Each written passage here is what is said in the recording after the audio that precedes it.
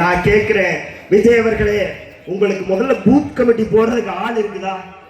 Booth committee போறதுக்கு ஆள் இருக்குதா? நீங்கள் எல்லாம் தமிழ்நாட்டை ஆட்சி செய்ய வேண்டும் என்று ஆசைப்படுகிறீர்கள். நாங்கள் இவர் செயற்குழு சொல்றார், அவருடைய விஜய் தமிழக வெற்றி கழகத்தினுடைய செயற்குழு சொல்றார், தமிழ்நாட்டிலே பிற்படுத்தப்பட்டவருக்கு பாதுகாப்பு இல்லை, தமிழ்நாட்டிலே தாழ்த்தப்பட்டவர்களுக்கு பாதுகாப்பு இல்லை, தமிழ்நாட்டிலே பெண்களுக்கு பாதுகாப்பு இல்லைன்னு சொல்றாரு. நான் கேட்கிறேன், உனக்கு இந்த பாதுகாப்பு இல்லைன்னு சொல்ற பேசுறதெல்லாம் அப்படி அப்புறம் இருக்கட்டும்.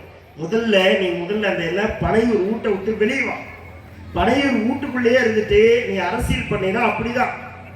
இந்த தமிழ்நாட்டு மக்களுக்காக, இந்த பிற்படுத்தப்பட்ட தாழ்த்தப்பட்ட பெண்களுக்கான மக்களுக்காக இன்றைக்கு தமிழ்நாடு முதலமைச்சர் எத்தனையோ பல்வேறு நலத்திட்டங்களை, சிறப்பு திட்டங்களை இந்த மண்ணிலே அமல்படுத்தி இருக்கிறார். நான் சொல்றேன், எனக்கு முன்பாக பேசிய அண்ணன் அவர்கள் மிக தெளிவாக சொன்னார். 1989 வன்னியர் இடஒதுக்கீடு கேட்டு போராடிய பொழுது அந்த இடஒதுக்கீட்டு போராளிகளை குருவி சுடுவதை போல சுட்டு வீழ்த்தியது அதிமுக அரசு.